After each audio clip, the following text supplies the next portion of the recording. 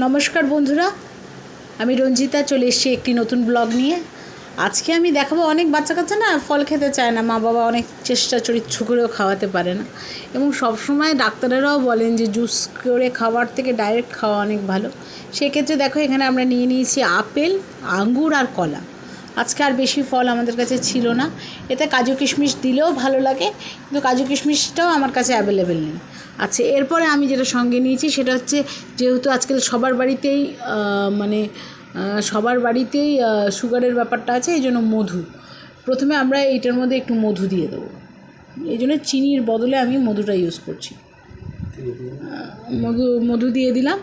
তারপরে দেখো, এখানে রয়েছে দুধ, একটু শর্করা দুধ, আর সর ওঠা দুধ, আর হচ্ছে বাতাসা, আর একটু চকলেট।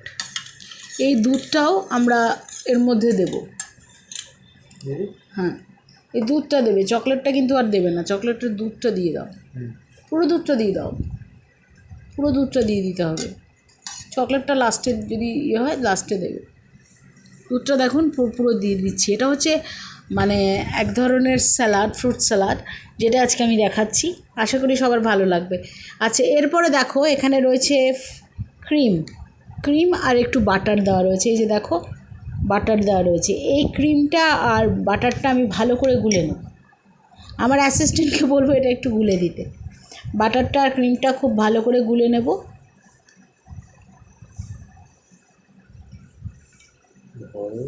খুব ভালো করে গুলে নেব, এবং গুলে নেওয়ার পরে দেখো আমরা গুলে নিচ্ছি। গুলে নেওয়ার পরে এটা আমরা দুধের মধ্যে বাটারটা আর ক্রিমটা দিয়ে দেবো।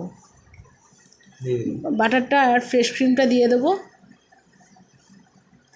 এবং এরপরে এগুলো আস্তে আস্তে গলবে। এরপরে এটাকে ভালো করে মিক্স করার পরে এর মধ্যে একটু গোলমরিচ দেবো,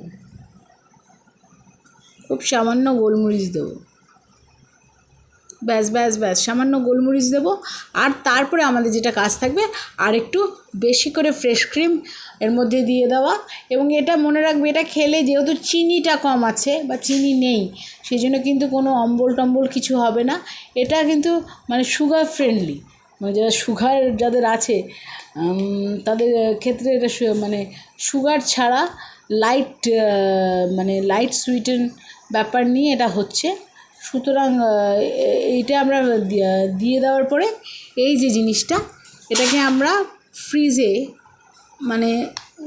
কিছু না হোক ঘন্টা দুয়েক চিল্ড করে তারপরে আপনারা এটাকে খাবেন, এবং বাটিতে পরিবেশন করে বাচ্চাদেরও দেবেন। ভালো থাকবেন সবাই। Thank you.